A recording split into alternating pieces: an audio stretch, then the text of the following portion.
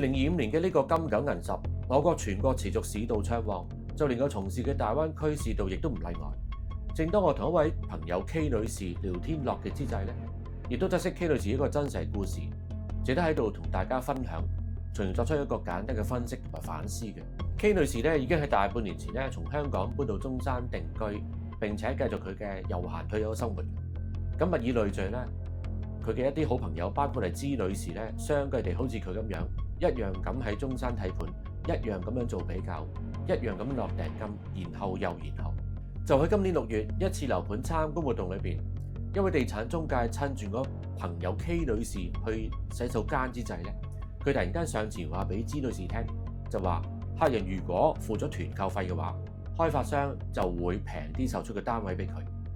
咁本來話咗要花半年睇盤嘅芝女士咧，亦都不由分說，衝住要交呢5萬蚊嘅團購費之餘，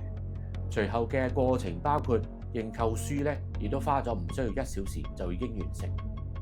到芝女士簽正式合約嘅時候，先至知道自己真正出咗事。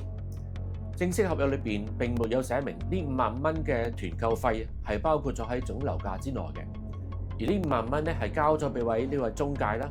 但係咧當中佢哋又冇任何嘅書面協議，甚至乎係記錄，所以你追討咧係欠缺根本基礎嘅。朱女士咧終歸係必須按認購書支付協議中所列出嘅款項。換句話講，除咗總樓價之外咧，朱女士多交咗嗰5萬蚊俾嗰位中介，但係總樓價咧並冇有1分錢嘅減價。其實 K 女士都算為朋友為到底啦，除咗帶朱女士周圍睇盤之外，仲守護住佢嘅一舉一動。不過道高一尺，騙徒亦都魔高一丈。除咗手法純熟之外，我哋亦都唔難發現，騙徒深知部分香港人對於團購費同埋團購價呢一類咁嘅詞語咧容易着魔嘅。但凡拋出呢一類咁嘅詞語，部分着咗魔嘅香港人咧就會自動波認為樓價咧總會有一個好可觀減幅，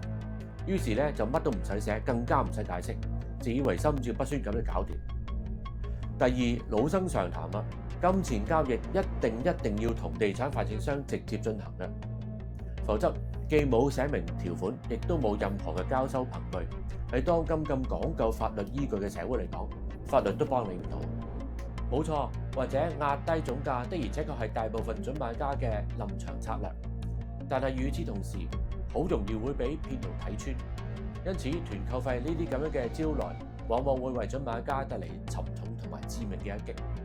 在此奉勸各位準買家，一邊睇盤一邊組織自己心目中嘅選盤準則，